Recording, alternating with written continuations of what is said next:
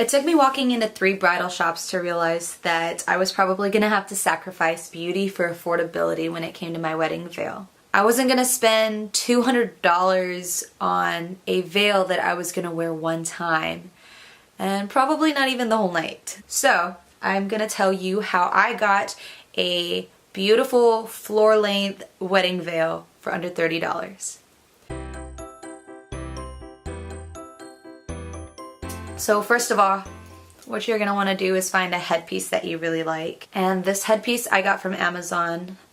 It has beautiful fabric flowers. It has these hooks right here which are really useful. You put the bobby pins in them and it makes it easy to put in your hair. I added more bobby pins because you can never have too many bobby pins. The really cool thing about this is you can get any type of headpiece you want. If you want a flower crown, so you can really customize it to whatever suits your style.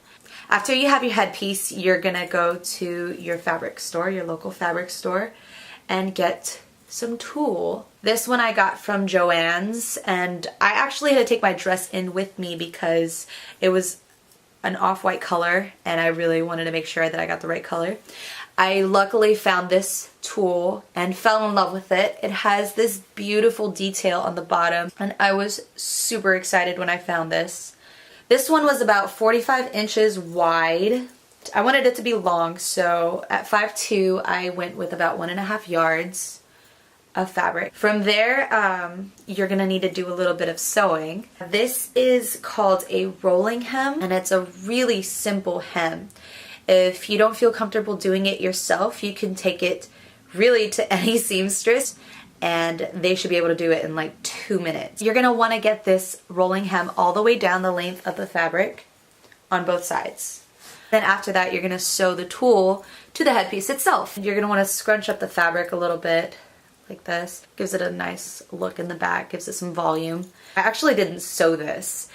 I ended up waiting till the absolute last minute to realize that we needed to assemble my veil. Luckily, my sister-in-law found some wire and was able to improvise. She attached it for me and saved the day. So you're probably gonna wanna get some needle and thread and do that beforehand. Don't be like me. Mine was a single tier. I didn't want anything in my face, but if you want a double tier, all you would have to do is get some extra length. So I got 1.5 yards. You would maybe get 2 yards instead, depending on your height and the length you wanted in the front and back. And do the same thing, bunch up the fabric and sew the headpiece to somewhere in the middle. Maybe you'd sew the headpiece right here. You don't have to sacrifice beauty for affordability, and you do not need to go into debt over your wedding. If you're looking for more ways to save on wedding expenses, you can head over to the blog. Don't go into debt over your wedding. Do it yourself. It's one of my favorite ways to save money. Thank you so much for watching. If you have any questions about the veil, I'd be happy to answer your questions. Just ask below in the comment section. We'll see you next time.